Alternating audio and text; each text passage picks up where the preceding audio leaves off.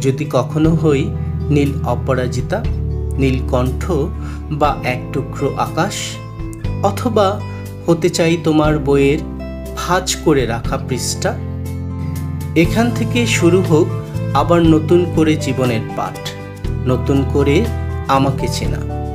সাদামাটা আমিটা যেন রোমাঞ্চকর নতুন নতুন অভিজ্ঞতা, অথবা হই তোমার সায়েন্স ফিকশন বইয়ের সেই চতুর্থ প্রজন্মের অনুভূতি সম্পন্ন হাসি খুশি রোবট। একটা বিশাল সময় বিষাদ মাখা জীবনের চেয়ে প্রতিটা দিন যদি হয় এক একটা জীবন, তাহলে কি মন্দ হয়?